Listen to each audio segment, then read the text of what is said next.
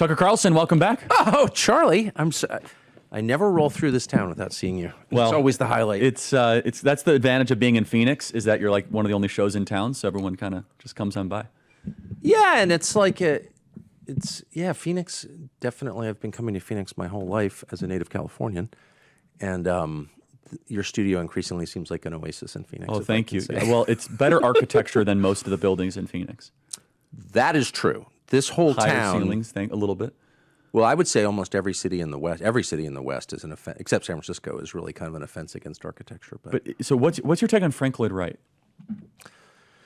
Certainly. I ask because he has a whole outpost here. Yes, I'm aware. I mean, I'm not impressed by Frank Lloyd Wright. I'm not. I mean, don't even get me going on the subject of design. I become unbearable. Yes. But no, I mean, I think a building of any kind should serve the physical needs of the people inside of it. And one thing that I've always been unimpressed by in Frank Lloyd Wright's designs is they don't work very well. Yes, no, they're not functional. They leak. And if I'm not mistaken, but like some of the homes in the portion of Florida that I know that you're in actually are Frank Lloyd Wright inspired or look like Frank Lloyd, correct? Right. I mean, there's a school of architectural design out of Sarasota, Florida in the 60s, which is very much related to what was going on in LA at the time and earlier in the 50s, which is modernist in a sense, but is also kind of rooted in the landscape, makes use of the natural environment around the building, which is the key, I think. But just one thing about Frank Lloyd Wright, I really like Spanish colonial, and one of the things I like about it is that it sort of suits the environment in which it was built. So like an Adobe home. It configures to the 100%. It responds to the landscape. So if you're building in 19th century Maine, you're building out of wood. Of course, you're building out of pine because that's the main source of wood there, and you're doing it in a way that works. That can handle the massive snow load of the winter, that can handle the rain and the cold, et cetera, et cetera. It's like it actually serves the people who live in the building, and you see that like in New Mexico, parts of Arizona, Santa Fe, exactly the old architecture works. And Frank Lloyd Wright is, I guess, what I'm saying is a little bit too theoretical for me. Yes. Sort of in love with his own theories over and against like the practical, and I feel like building materials and styles should be very practical. But it's not insignificant because Frank Lloyd Wright was during that time of the kind of proliferation of modern architecture. Totally. And it was theory-based. You said something interesting, but it's not self-evident to most people. The building should serve the people that will live there. Well, of course. Why and how did that change? When all of a sudden philosophical abstraction started to infiltrate our Well, architecture? I think a lot of the people who sort of took control of the design business, but also the movement, Mies van der Rohe, Walter Gropius, I mean, they hated people, and they saw people as widgets to be assembled. It was this weird sort of mixture of the assembly line mentality of the industrial age with Marxism, both of which see people as kind of expendable. Yes. And so the whole idea of like worker housing, that they were all in like it's a hive. Yes. And we're all in identical little cubes because we're serving the greater good, we're serving the organization. I just reject that. Yes. I believe in the individual because God created the individual. Each person has a name and a soul, and every hair on his head is known by God. So if you come at design with that belief, then you're going to make things that are elevating to the human spirit, that are pleasing to the eye, that are keep the occupants warm in the winter and cool in the summer, that won't leak, because you care about the people who are living inside the building. And I think there's an overwhelming amount of evidence that the people who changed West design in the West, beginning in the 30s, but were just accelerated and became the consensus after the war. Those people like just had no interest in the individual at all. They believed in the collective, and it really shows. And it's so I've just in my own tiny little personal life, we just reject that completely. Yes. And don't have any contact with that at all. I mean, I don't like modern. I mean, I have a lot of eccentric views too that are probably not supportable, but just are more reactions and instincts that are probably pretty eccentric. But yeah, and we rely too much on the mechanical and the electric, and and modern building materials are, leaving aside their effect on physical health, which is probably really bad. Like you shouldn't be living in a room full of plastics and drywall, like obviously. Or super low ceiling with fluorescent light. 100%. And everything is... we live in Phoenix and we have like no natural light in our buildings. I woke up this morning, so we don't use air conditioning at all, ever. We don't have air conditioning, period. We don't use air conditioning, don't like it. That wouldn't work here. No, it wouldn't work here. That's exactly right. So I woke up in a hotel room this morning in Phoenix. I was like, I can't breathe.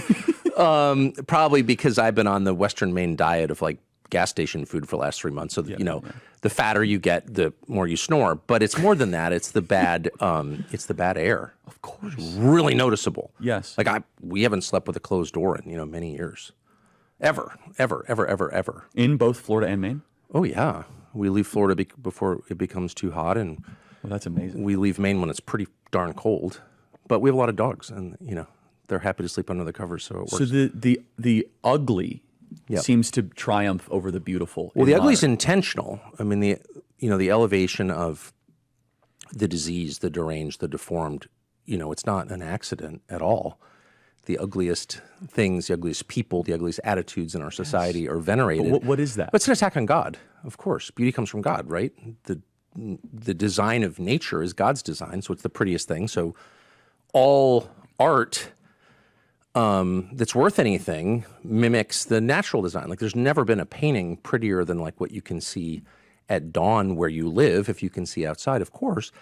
And so if you have a movement or then a culture that intentionally elevates the ugliest things, then you know that you have, it's just an attack on God, obviously. And I could go on and on and on this subject, keep but doing it. No, of course. It's not talked about enough because it actually intersects with our politics and our lives. Well, completely. So if something is, and this is not the only society to reach this point, there have been quite a few in the last 100 years.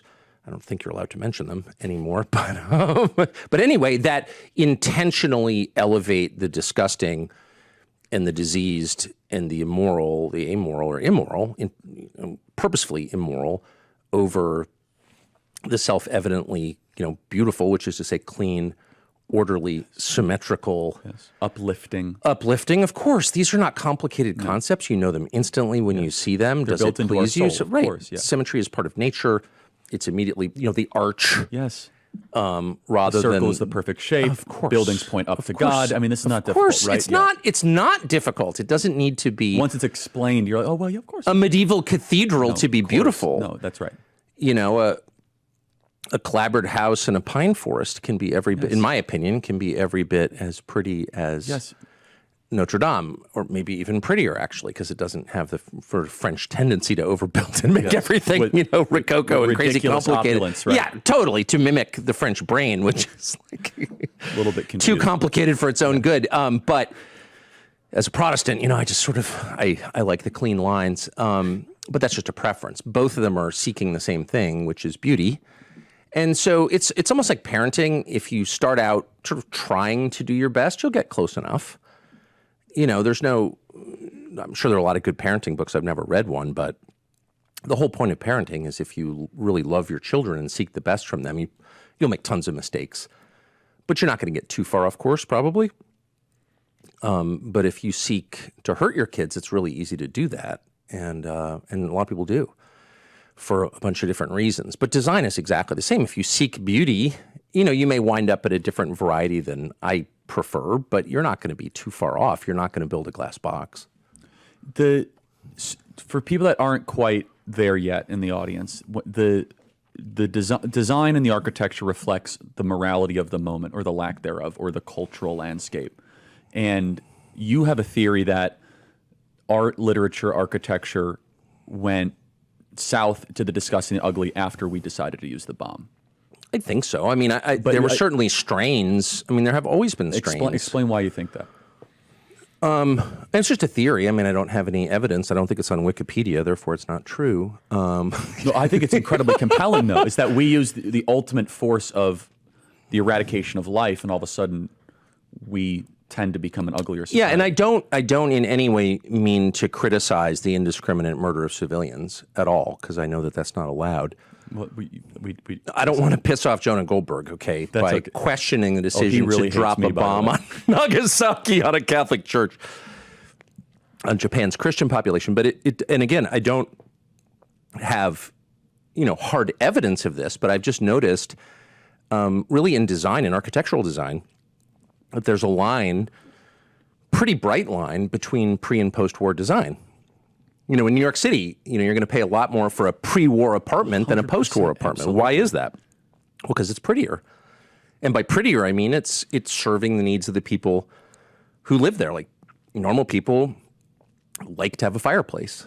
There's something wonderful and sort of atavistic, not sort of atavistic, literally atavistic. It appeals to something ancient within you, sitting in front of an open fire. And so, if you were designing a living place for people, you would go out of your way to have a wood stove or a hearth because that's appealing to the deepest desires of the occupants.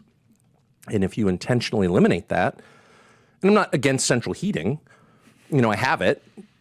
We don't use it, but I have it. It's more efficient, but is it more pleasing? No, of course it's not. Is forced air a more pleasant experience? It drives me crazy. Than radiant living heat? with it all the time. I mean, it's just you get used to it, and then you go to a place without it. You're like, oh wow, this is a better way to live. Yeah, I would never have that. I mean, I don't have to because Right. If you lived here, it would be tough not to. I mean, of course it would be. And I don't mean to judge. And No, you could totally judge it. I'm also 55 and can kind of live wherever I want. Sure. And so you've got massive advantages in middle age if you are not deeply in debt. I actually would argue it's not that expensive to live a little better than most people live, but it's a trade-off for sure. And I have more options than most people, so I don't in any way mean to be sitting in judgment of 24-year-olds who live in shared apartments in Midtown or whatever. They're doing the best they can. I get it, and I think the system is arrayed against them.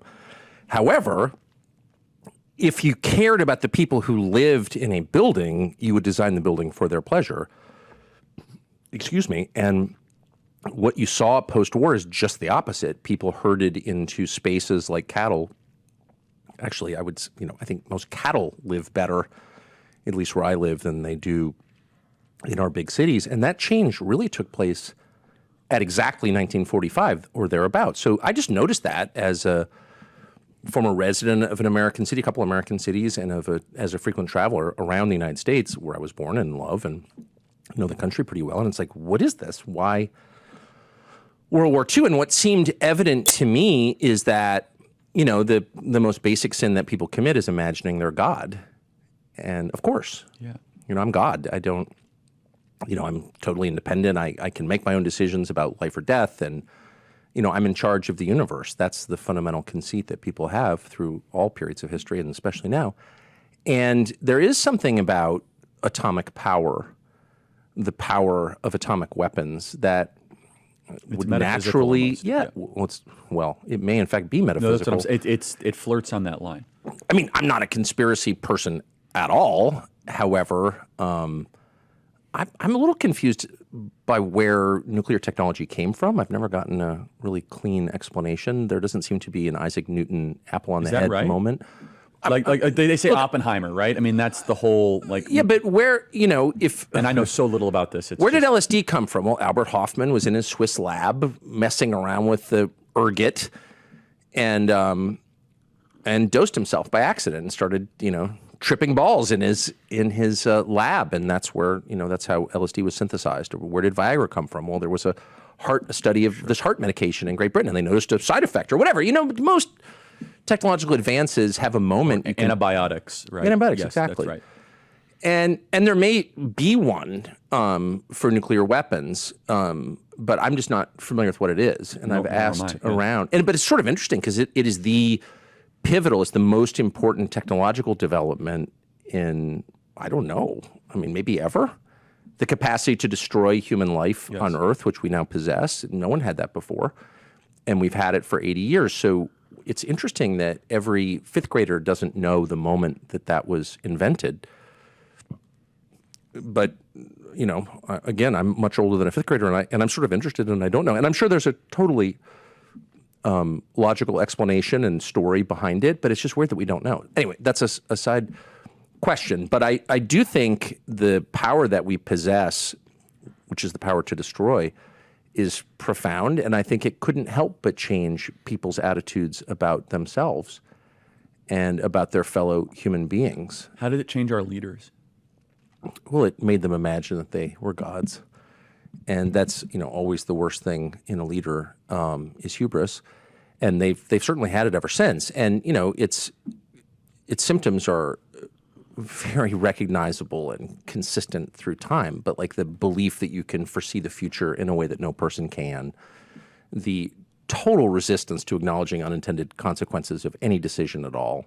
We're going to roll into Iraq. I was going to say Iraq is the perfect right, example. exactly. I mean, Yes. but there are so many. Yeah, they'll embrace freedom like Indiana. 100%. Right. It'll become Belgium in a year, and then every autocracy in the Middle East. And Baghdad will be Brussels, and right. And I sort of wanted to believe that, and I've apologized it for many times. Let me do so again. I bought it. I'm ashamed. I want to ask you about that in a second. But there are all kinds. There's no social program in Washington. If you go and you read, the advertisement for any big change to our society, from the 1965 Immigration Act to Social Security in 1933, or you just name any sort of big decision the federal government has made on behalf of the people, and you read the ad copy that accompanied its rollout, like this is what it's going to do for you. They're just completely wrong, and wrong in ways that should be expected. People can't see the future, period, because they're not God. They can only sort of muddle along in the half darkness and do their best. And so as soon as you have leaders who imagine that there's a really clear line between today and 3 years from now, and they can see what it is, like you're going to wind up in disaster. The Ukraine war. Again, we're surrounded by examples of this. And so really what you need in a leader is good intent. And humility. And humility. Those are the two things. Yeah. You want someone who, imperfect as he may be, will make a good faith effort to uplift his people, A, and B, you need someone who understands his limits in doing that. Like, I'm going to try. His place, too. Yeah. That there's a God, I'm not him. There's something 100%. sovereign above me. And you're not allowed to kill people except in self-defense. Let me repeat. You are not allowed to kill people except in self-defense. And if you do, you are evil. It's what about really spreading democracy? It's really, it comes in all these various justifications throughout time, but just to restate, you are not allowed to kill people except in self-defense. That's the most basic rule of them all. And if you find yourself doing that, you are evil or abetting evil on the side of evil. And if you lose that clarity, and like people make mistakes all the time, and what you think is self-defense is actually an act of aggression or whatever. I mean, these are complicated scenarios as they occur, right? And you do your best to make the right decision. But if you don't go into it with the knowledge that as a human being, you are not in charge of life, you did not create it, and you are not allowed to take it except to preserve your own life or those of the people you love or the people you're in charge of. If you don't know that and say it and repeat it to yourself every single day, you will wind up murdering millions and millions of people. And that really is the story of the last 100 years. And one of the things I object to about the constant focus on the Second World War, there are many things I object to about it, but one is it creates the illusion that we've defeated these mindsets, that we've defeated this evil, which was metastasizing around Europe. There was evil metastasizing around Europe. For sure. Hitler was evil, yes, to be clear. But the idea that we kind of defeated that and now we're moving on to a sort of whole new level of enlightenment is absurd, and that lie allows us to hide from ourselves the truth, which is, just to restate, you are not allowed to kill people except in self-defense. And to the extent you do that, you are evil. And I think we should say that every single day. And we don't. And so we wind up killing a lot of people. Well, and ruining entire civilizations. Oh, 100%, including our own. For what? Including our own, right. So anyway, whatever. This is all kind of disjointed. These are the things I think about while fishing. But it's so you mentioned the Iraq War, and you famously came out. You actually went to Iraq and saw it for yourself. Yes. And I might be misremembering this, but there was like some general that told you a story of a mom who died or something. Is that correct? It was also disgusting. It was awful. And then that was the beginning of kind of your eyes opening. Yeah, I mean, look, I'm not an intellectual or particularly wise person, but I try to operate on the level of animal instinct to the extent that I can, because I think it's probably a clearer guide to right and wrong than most. And I remember just having a gut level revulsion as this, he may have been a full colonel actually. But anyway, he was an officer, and I think the commanding officer at the time where I was. But I remember feeling this revulsion as he told me about this woman, this mother, who'd had her legs blown off and then died that day outside Baghdad, and he was saying this was just such a beautiful sacrifice for freedom or for America or something. And I just couldn't get. And her husband was with her. And her husband was there. He was in country as well. And I remember thinking, wait a second. Are we allowed to send? First of all, what's a woman doing getting her legs blown off?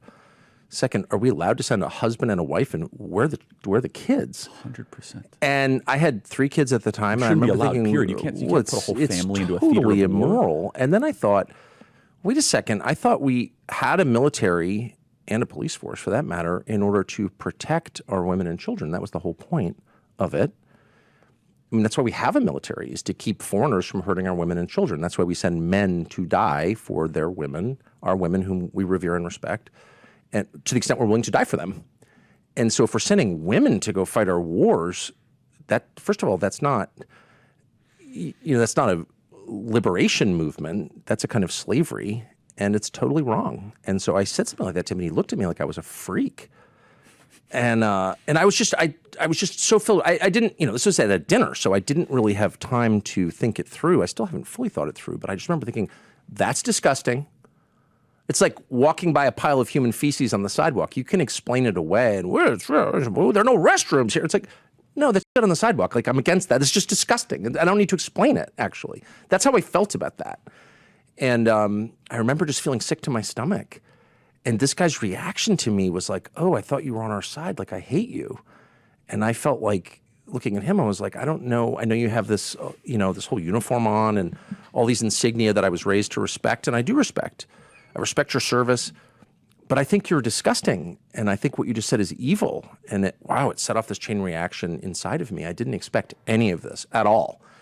And I've never kind of gotten over it, but it's informed how I feel about a lot of things. Before the Iraq War, did you have any other moments where you started to think that the ruling class, the regime, the people that run the country are not up to the task? Or was the Iraq War really the beginning of your questioning? It's hard. It's so hard to know. I mean, when the Iraq War broke out, I was 33. I had 3 small kids, and I was working really hard to pay for everything. So, you're very distracted. I know you know the feeling. Yes, yeah, we have 2, and it's really hard. Yeah. I'm not. And we're very blessed financially, and it's hard. I mean, it's hard no matter what. Yeah, and I had grown up in affluent circumstances, but I didn't have any money. So, that's difficult right there. And anyway, whatever, I had a lot on my mind, and I'd also grown up like right in the middle of all of this stuff. And so, you don't question the things that you grew up around quite as quickly as you question things you've never seen before. And my dad worked for the government and was involved in all kinds of stuff. And I never really thought about it. So, I'll tell you this, just having, lived in Washington and Georgetown as a kid and just being there really my whole life, I was never that impressed. I thought there were smart, interesting people who'd lived in various countries and had a sophisticated view of the world, but I didn't think anyone was like a super genius. It never occurred to me to be impressed by a college degree. That just, part of the problem with Washington is you get a lot of people moving in from the provinces who were like head of, elected at Boys State to something or did, Model UN, and they're all sort of, the hyper first row in the classroom achievers. Yes. And they get there and they're all very impressed by credentials, very impressed. And they show up and there's, David Ignatius at the Washington Post, and like he knows how the IC really operates. He's the CIA spokesperson is what of course he is. But the point, it's absurd. It's absurd.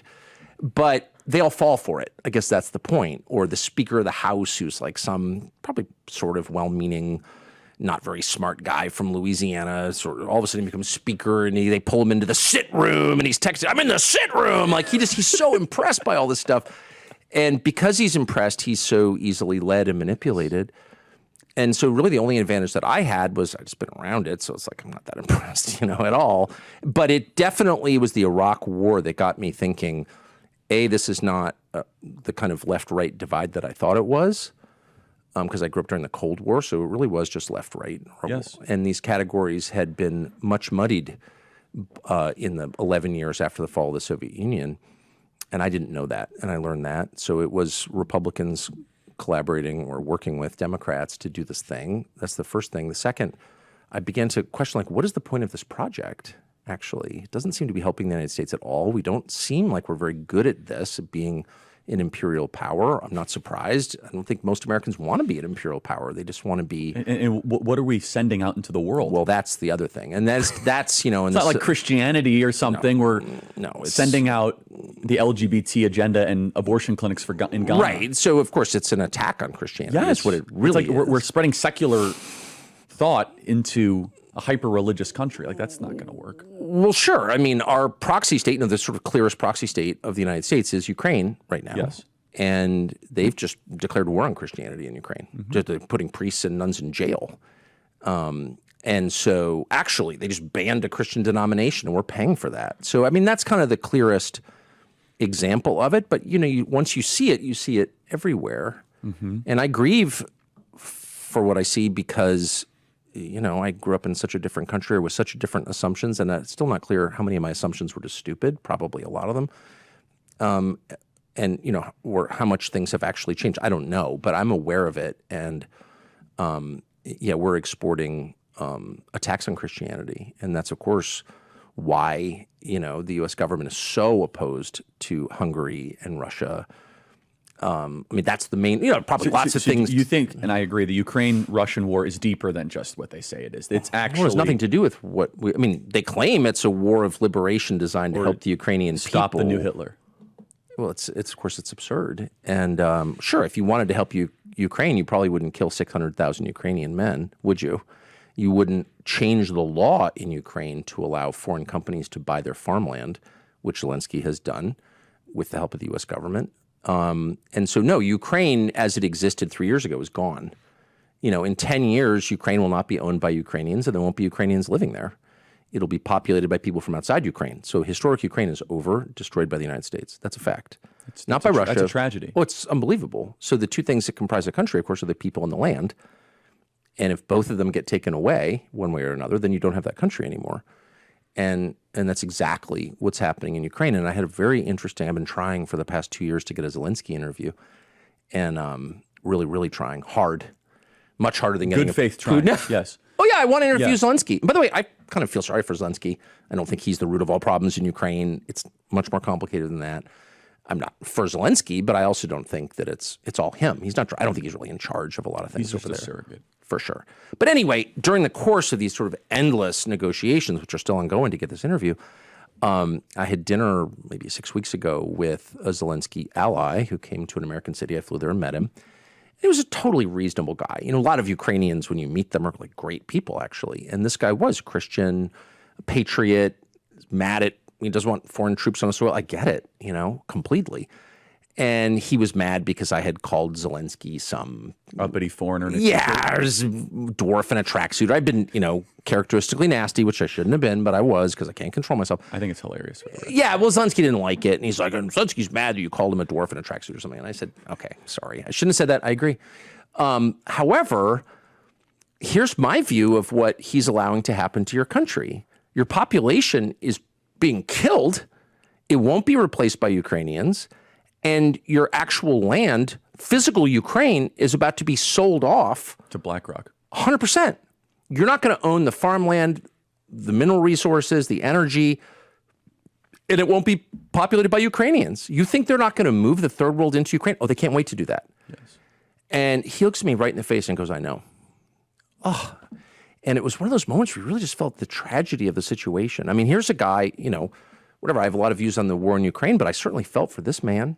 I think his motives were pure. He's from Ukraine, and he knows that he has lost his country. So the U.S. State Department, the Biden administration, the U.S. Congress, morons like Speaker Mike Johnson made that possible. So you can tell me, you can lecture me for hours about your motives or your intent, but at a certain point, I get to judge the effects of what you've done. You can say you're a great dad, but if all your kids are in prison or rehab, I'm saying you're not a great dad, actually, because I judge the tree by its fruits. That's really simple. And so Mike Johnson and the rest of them, all the completely corrupted Republican committee chairs, the entire Democratic Party, and the American business community have destroyed Ukraine. They've destroyed Ukraine. And by the way, they triggered this war on purpose. Kamala Harris played a big role in that. Well, Kamala Harris was the pivot point. That's exactly right. You send the biggest moron we can to read a teleprompter saying Ukraine's going to join NATO. You're basically on camera. On camera. Yes. When Russia has She said, doesn't know what she's talking about. I mean, of course not. look, Russia is a separate country. It's not the United States. It acts in its own interests, not all of which align with our interests. I get it. I mean, that's the nature of countries. They're not the same. They're separate countries. Yes. They're sovereign, or they're supposed to be anyway. And so, yeah, Russia didn't want American missiles on its western border. I get it. And we knew that. Every person acknowledged, any reasonable person acknowledges that. And there's no reason to have Ukraine in NATO. There's no reason to have NATO in the first place. NATO is very bad for the United States. It's very bad for the rest of the world. It's not a force for good at all. And we all have to pretend that it is. Why do you say that? Why is it not a force for good? Yeah. Well, because NATO is much more than a military alliance, actually. So the idea behind NATO, of course, is that Western Europe faces the threat of invasion by the Soviets. Probably true.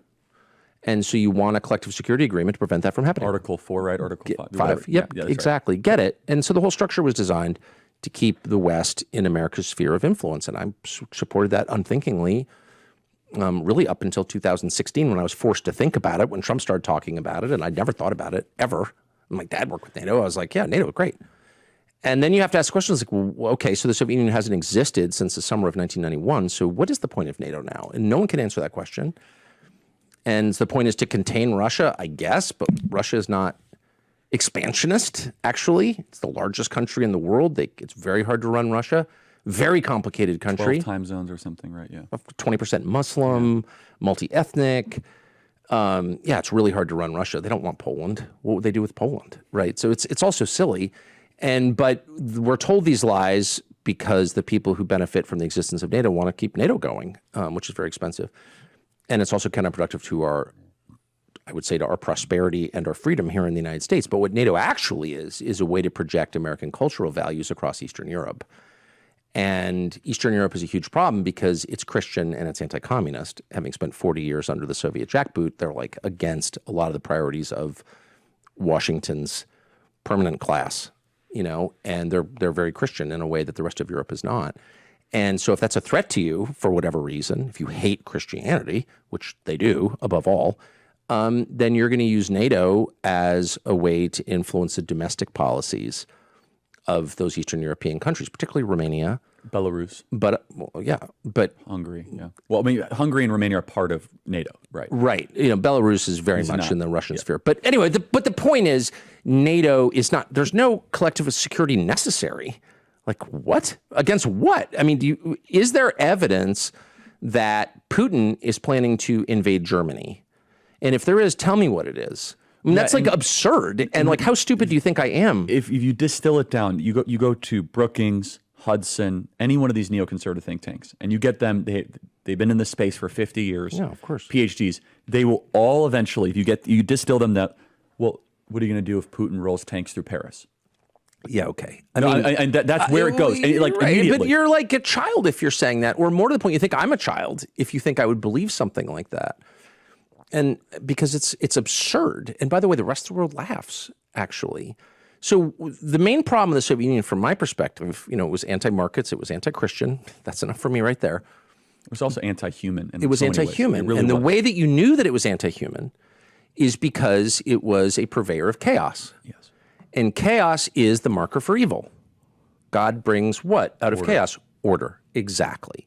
And so anybody who is spreading chaos in any sphere, including within the home, it doesn't matter. Zimbabwe, like if I'm spreading chaos in my house, wherever, I am acting on behalf of evil. So that's just like the clearest sign of it. And the Soviets, boy, they specialized in exporting chaos from the earliest days post-revolution with the Comintern, whose whole sort of mission was to spread revolution first in Germany and then throughout the world. Were not successful, but they certainly destabilized a ton of countries. The poorer the country, the longer it remained destabilized. Vietnam, Cambodia, Angola, there are many, many, many countries that the Soviets worked to destabilize. But that was the main problem with the Soviets. They exported chaos. And so and this was the sort of turning point for me from seeing the Iraq War firsthand, was that we had taken control of Iraq in March of 2003, but not brought order. There had been a kind of order in Iraq, not for Saddam. It's a very difficult country to govern, by the way. 100%. Right. There was no appreciation of that because when you think you're God, you know that your will is going to be done. It's not exactly easy to, yeah, you're exactly right. But the thing that turned my view really was seeing the fact that the United States had defeated the Iraqi army, but there was no order there. I got there in December of 2003, the day Saddam was captured. It was completely chaotic, like actual chaotic at the neighborhood block by block Rapes level. went up, arsons, kidnapped. It was People terrible. would fire automatic weapons. I mean, I saw it, including at the house I was staying in. Fire automatic weapons, like thousands of rounds of 7.62 by 39. Kind of a fairly big round for a residential neighborhood, and then sort of like no one would follow up. There were no police. There was no U.S. military or State Department presence to be like, what was that? Who's firing all this? Is anyone hurt? It was pure chaos. And I remember thinking, wow, we brought chaos. I brought chaos. I'm an American. I advocated When the British for this. Empire used to come in, they brought order. Yes. Well, of course, that's The places they came in contact with. If you want to know, am I doing a good job? Because it's a binary. Am I serving evil or am I serving good? And all of us serve both, at various times, obviously. But if you want to know about the success of a project, ask yourself one simple question. Are things more orderly or are they more chaotic? And chaos is totally intolerable. People cannot deal with chaos. They will choose tyranny any day over chaos. They cannot, the human brain can't deal with it. It's totally intolerant of chaos. So we brought chaos. And I think the same is true now. And I am so sad about that. There are some people who love to beat up on the United States or the Biden administration. I don't. I feel sad about it. I'm not a boomer, but I am boomer adjacent. I was born 5 years after the end of the baby boom. But, some of their attitudes I sort of grew up with. And one of them is the United States is a force for good in the world. And we're a better place than other places. We are a special country. And to see our government acting in a way that's the opposite of that, it bums me out. It does not bring me joy to point that out at all. It makes me very down. And but I see it everywhere, and I travel a lot internationally. I have since I got fired, I've been on the road out of the country a lot, months and months and months out of the country. So interesting. I've really learned so much. But that's one thing I've learned is the rest of the world sees the United States in its current form as a force for chaos, a destabilizing force. And there's nothing more unpopular than that. There's nothing more resented than that. And there's nothing more destructive than that. So I hope we can change course. And the other thing I would, in one sentence, say, the thing that Americans don't understand is that our foreign policy does not exist in a separate sphere from our domestic policy. Our foreign policy drives our domestic policy. No one in charge in Washington, and I am an expert on this because I know them, they're not interested in domestic policy. There's no effort to cure homelessness or fix the fentanyl crisis. No, they don't care. Immigration, they don't care. They don't care. They're just not interested at all. What they're interested in is the projection of American power, their power, abroad. But why is that?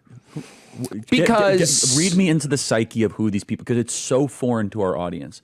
They don't understand. They just aren't interested in it. And the psychology is really simple. I mean, you have a lot of well-meaning, kind of limited people showing up in Washington every election cycle to the Congress. And they've been elected from some district, and I think most of them kind of want to do the right thing, and they sort of know why they were elected. And they get there and they realize, I can't do any of this. I can't do any of this. I can't achieve any of this. Like, how do you fix these problems? How do you fix the debt? It's really complicated. How do you fix immigration? I mean, there are a few, like Marjorie Taylor Greene, who's just like monomaniacally focused on the task. She's hated and resented for that. Of course. But most of them are just like, I can't deal with this. Yes. So what can I do? Well, I can't, I can't fix Union Station in D.C. directly across the street from my office. That, I can't clean up the men's rooms there or keep the people dying of drug ODs out of the hallways. But, I probably could overthrow Putin if I tried hard enough. And that's something I can do. I can feel useful, competent, powerful. These are the things, of course, that every man wants to feel. Above all, useful, competent, powerful. And I can achieve that abroad. And I don't need to trouble myself with the details. I don't speak Russian. I don't speak Ukrainian. I don't speak Chinese. I don't really know. It's almost like some natural disaster in Bangladesh. Like, I don't know. Just tell me the death toll. That's all I need. I don't know the town it happened in. I don't know. I don't need to bother myself with all the details because they don't matter. All I need to do is convince myself that I'm working on behalf of freedom and goodness, and I can feel like a hero. I had dinner at the Republican convention with this Republican senator who I've known. He's a perfectly nice man, probably 105 IQ or something, 110, sort of like above average, but barely. And, kind of, thin and fit in his early 60s. He was a perfectly nice person. And well, that's what he was when he was elected. I knew him then, and I was amazed by what a pompous sort of boor he'd become. And he literally looked at me at dinner with his wife sitting right there and goes, my national security team. I said, my national security team? Really? Like, you're a senator. Like, you're an idiot. No, he's not an idiot. But, I mean, you're not, like, you don't speak any of the languages in these countries you're trying to control. You don't know anything about the countries at all. Read the books. You don't know the music. You don't know anything. Yes. And yet you imagine What was he saying? That, like, my national security team says that? He was just dropping it. Like, I was in Paris recently with my national security team. I was in Paris, he said. This is almost exactly what he said. He said, I was in Paris. And his wife's like, we're in Paris. In Paris, working with the IC over there. And my national security team called me, and I was like, "Is this real? Like, are you being serious? You're a United States senator. Like, actually, you don't have any power at all. You're not in. Really, do you have an army? I don't think you do. Do you have any idea what you're talking about? No." And he just loved the trappings of it, and it made him feel like a significant figure in history. And here I'm judging and being mean.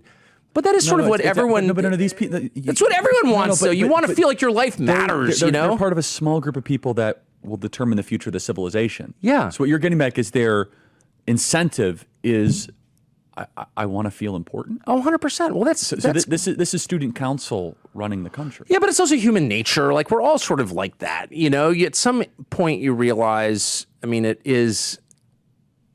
It's like, what is it? Well, you're the Bible scholar, but is it Ecclesiastes? I think it is. By Solomon? By what? Ecclesiastes, the book. Yes, correct. Yeah. Sort of like one of the two books written by Solomon. Yeah. Like, what is all this? Well, the first line was, "This is all meaningless." Exactly. God, that's exactly right. Ooh, what a depressing book. No, it literally opens up like it's like a suicidal 17-year-old It totally is. Like, meaningless. All that is meaningless. It's Ecclesiastes 1, and you're like, what is this? You've probably read it like 10 times and understand its It actually deeper gets meaning. better because he says with God there actually is meaning. No, that's right. And I've read it precisely one time sitting in the context, alone. Solomon had all the women he wanted, all the trappings, all the splendor, and he's like, it's all meaningless. But that is kind of that is the one thing that not that I have all the women and all the money or whatever, but like, you do reach an age in life where you're like, okay, I've achieved all my dumb little goals that I set out for myself, and they're all very small bore because they always are.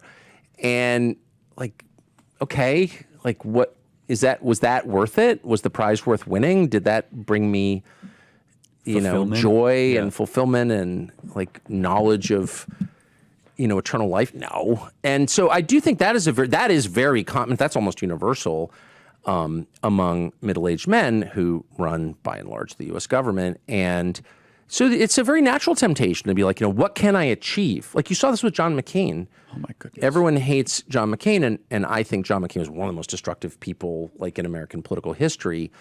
But I'll just be totally honest, having spent a lot of time with John McCain, I always liked McCain. He was totally charming. Very, very charming. So charming in person. On the road, I traveled with him for a year.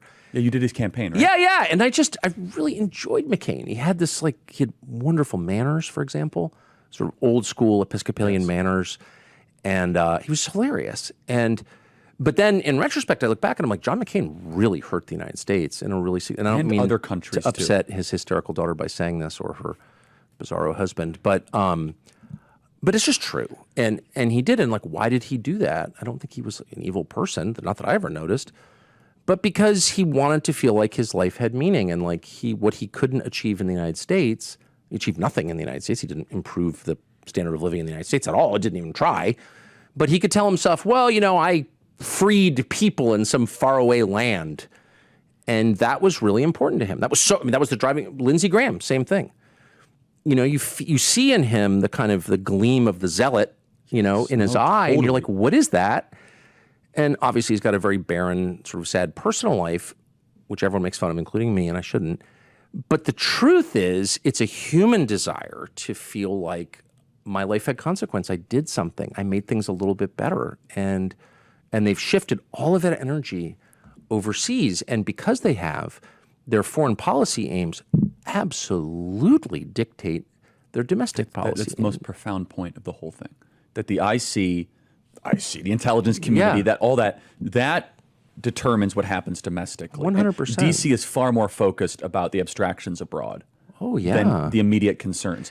But we should have seen it coming. Like, And I should have seen it coming because, I mean, boy, it was way up in my face as a child, since as the son of someone who worked for the U.S. government during the Cold War, doing Cold War stuff.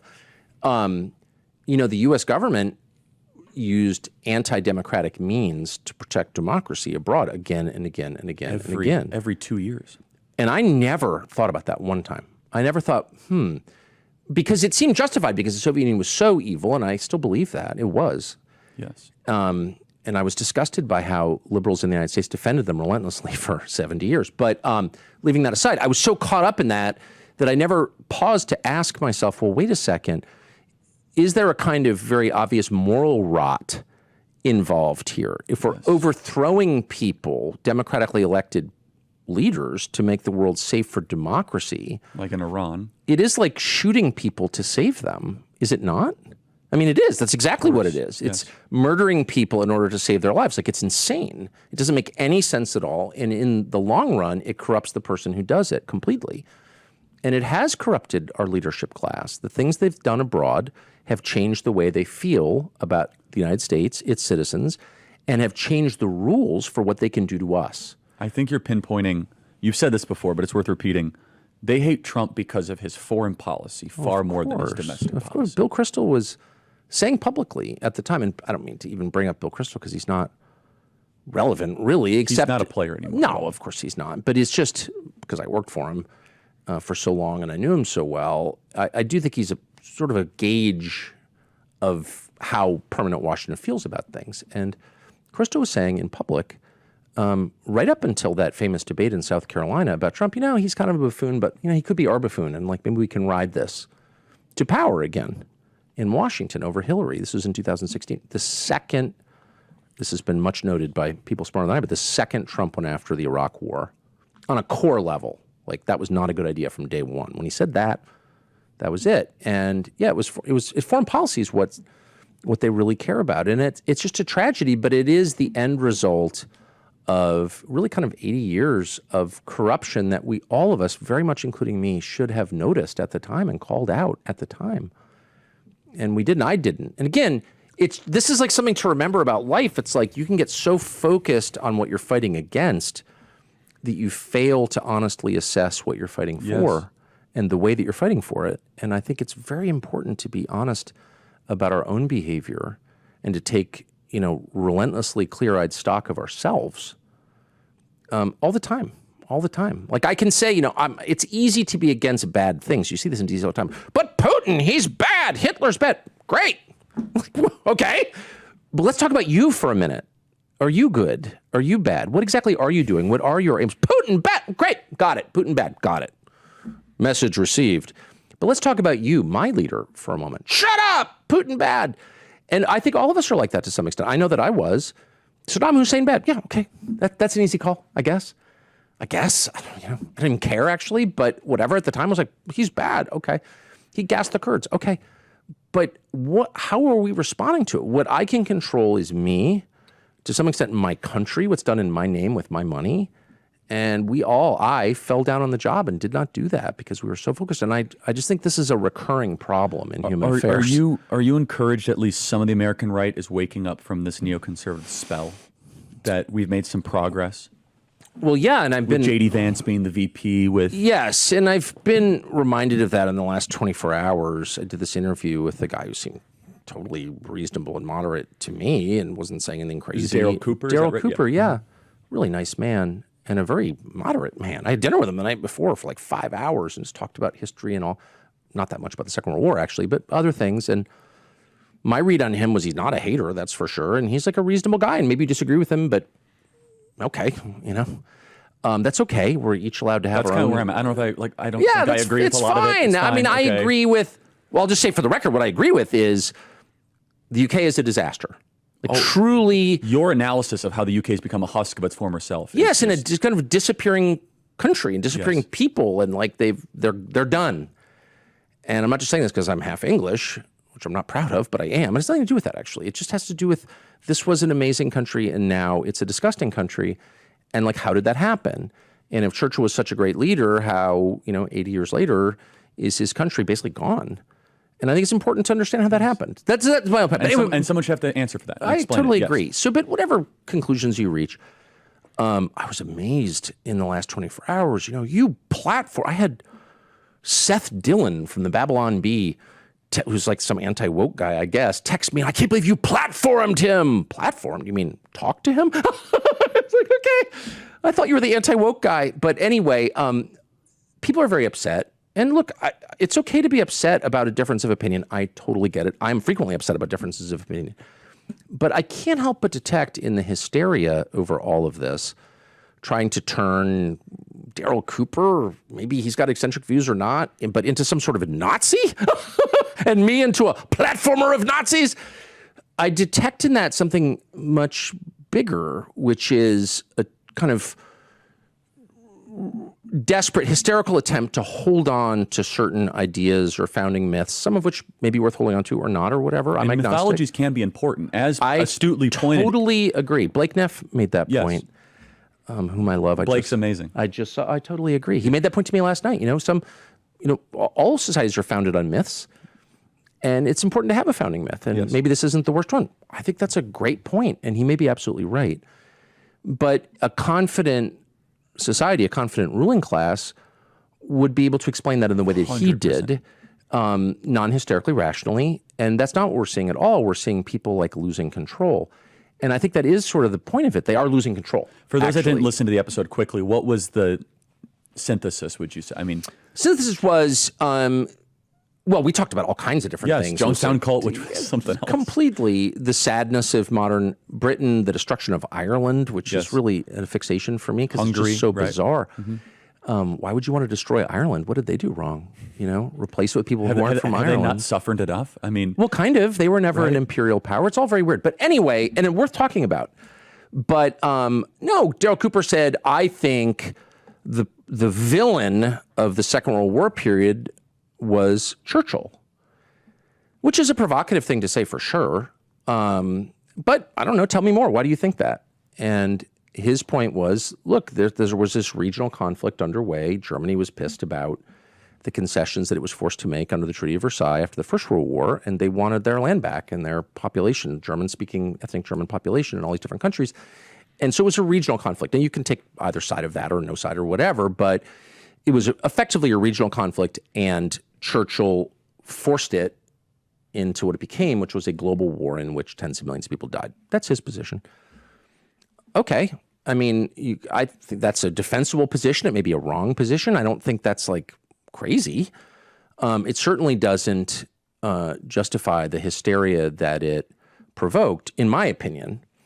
And so the question is, well, why did it provoke that was going to be my that question. hysteria? Because again, I don't get that much emotional about it. I don't think I agree with that. I agree. But I'm not an expert, not a historian. But it's okay. It also doesn't get me screaming, right? So I guess I would ask, like, which is more dangerous, living in a society where, people have all kinds of views, heterodox views about a historical event, or living in a society in which you're not allowed to have heterodox views on an event, an 80-year-old event? I mean, it's not a close call for me.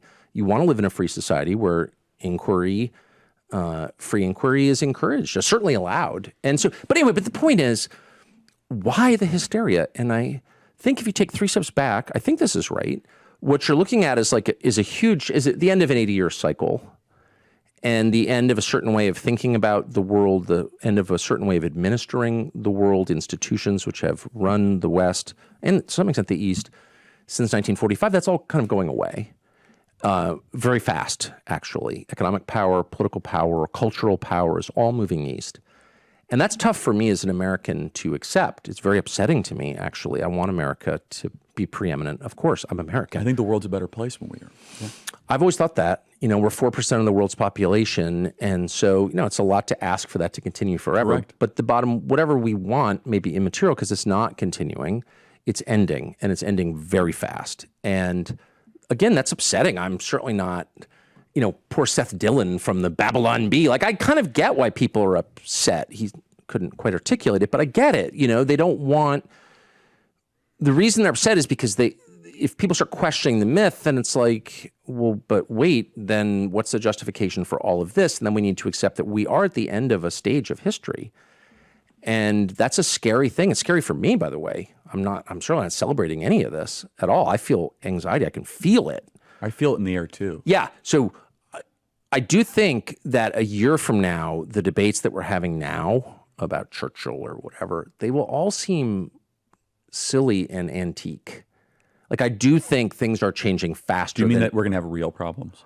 Well, I just think assumptions are changing really fast, and about a lot of different things. I don't think all of it's good, by the way. I'm not for radical change, at all. I'm conservative. Be careful what statues you tear down. I totally agree, completely agree. This is not up to me. I'm just observing. No, I mean, and there are a million factors. Usually it doesn't go well, right? I agree with that. Yeah. I agree with that, and certainly big changes cause a lot of suffering, inevitably. But we're clearly on the cusp of one, or in the middle of one. There's just no way around that. Again, I just want to say, I don't want this to happen. I wouldn't choose any of this. I wish it was 1985 again. I don't want to think about any of this stuff. What a great country that was. It was great. I'd kind of like to go just bird hunting with my dogs, not worry about stuff. But I'm not in charge. None of us is in charge individually of history, and we're sort of captives of it. And this really is a historical pivot point. I don't think that's grandiose or overstating the case at all. I think it's absolutely true, and everyone can feel it. And it makes them jumpy and, to some extent, hysterical. People are coming at me last night by text message, and I was sort of confused about it at first because I was maybe being like too autistic about it or too literal, or like, no, Daryl Cooper is, a really good and moderate and non-hating person, which is all true, by the way, absolutely true. I think he's a great historian, whether you agree or disagree, but he's like rigorous. And let's debate what you think he got wrong. Like, I'm coming at it from that perspective. Yes, like, oh, you're mad at him. You're calling him. I want to see him debate Dr. Arnn Churchill, who's like the Churchill. 100%. Yeah. Well, Larry Arnn's amazing on Churchill. He's like the Churchill guy. And I texted him like, you should talk to him. Completely different perspective. Right? That would be wonderful. I totally agree with that. So that's the, again, kind of probably too literal position that I'm coming at this from. And so I was amazed by the vituperative nature of this and people really getting upset. And then I thought, rather than just push back and be like, up yours too, like, what are we watching here? What are we pivoting towards? You say we're pivoting. I don't, that's opaque to me. I don't know. Does the election have a bearing on that? Oh, of course it does. But I don't think it's the sum total of it at all. I think it's a piece, really don't. Right? But more to the point, I guess the only point I'm making is like, if people are behaving in a way that you disagree with or despise, or think is disgusting, I do think before pushing back, or maybe in the midst of pushing back, it's worth asking, like, what is this? Like, why are they doing this? These aren't all stupid people. They're not all bad people. A lot of good people, actually. I've always liked Seth Dillon. I'm not, you know what I mean? Like, so why? What is this about? And I do think it's about the sense that all of us have, that things are now really changing fast, and people are afraid of what's next, me included, absolutely. And if you start to question the myths that underpin the current order, that you are really playing with fire and we could get something much worse. And I don't think that's crazy. I don't think it's crazy at all. I get it. But I don't think that these changes are coming because someone questioned whether Churchill was a good leader for Britain. I don't think that. I think it's much deeper than that. But anyway, that's it. People are jumpy right now. Very jumpy. And they have every reason to be. And the last thing I would say about the election. Yeah, because I do want to get your thoughts on that. Yeah, because you called 16 correctly. You saw the trends. You wrote that amazing Politico piece. I remember it. You said Trump was vulgar, but he was right. And you talk about how you insulted his hair. Yeah. And he called you. And he's like, you're right. You have better hair than I do, but I get more ladies than you do. I'm using a nice... Use a colloquial term I will not repeat. But it was a great piece, and basically I have the quote here. It says, he exists because you failed. That is totally true. But now here we are 8 years later. Where are we? It's hard to know. I mean, Trump has not done a lot of things that I wish he had done, but the main thing that he has done is revealed, the depth of the corruption at the heart of the enterprise. But it hasn't been corrected at all. And no one he's implicated has repented of what they've done, admitted it. Repentance means humility, which means higher power. And so it's against the rules of DC. Exactly right. So that puts us in a pretty troubling position. So the people who've benefited from the current system they know they're exposed, so they're afraid. They're desperate, and they're totally without limits. They'll do anything. So that makes them very, very dangerous. But this is also playing out against the backdrop of a world that is changing really, really fast. That's absolutely beyond our control. The economic structure of the world is changing. With rapidity. Yeah, so that's really the story, is that the money is going east big time. And it's manufacturing and resources. It were the things that it's always been. You take natural resources and you make things with them. That's your economy. And we went through this period of decades. You mean it's not shorts on the market?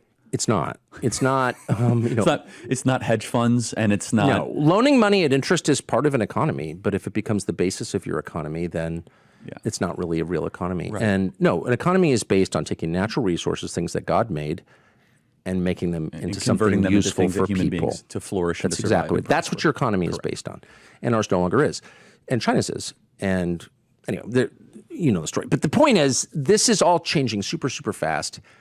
And I do think that the one thing that we should keep in mind is that we don't know what happens next. And there's this really interesting phenomenon that I've just noticed as I've gotten older, that almost always the things that you think are victories turn out to be disappointing at best and very often failures. And the things that you think are failures are actually victories.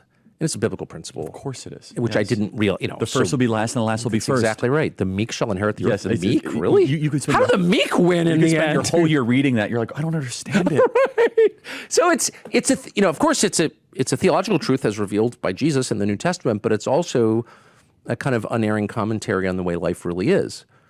And that's true in our lives. And very often, not very often in my life, 100% of the time, the things that I think are true tragedies are actually, the beginning of rebirth and growth and of joy. The root of my joy are the bad things that have happened to me. It's just a fact. I didn't make these rules. I just noticed this. It's in the scriptures, it says, count it all blessing. Count it all a blessing. That has right? just been true for me. And that your trials are actually a blessing. It's James 1:5. That's exactly right. right. True, yes. It is true. I haven't had many bad things happen to me. I've had an incredibly easy and happy life. But, like the little dramas that have happened in my life, which didn't seem little to me when they were happening, have turned out to be like, the foundation of my joy. So that's something to remember in the context of American politics. Like you think, well, we elect this person and all of our problems will be solved. It might actually turn out the opposite from what you think or expect. Or if we elect this person, we're going down this path. We're going to be Soviet America, which is clearly where we're moving very quickly right now. I don't know if that's actually true.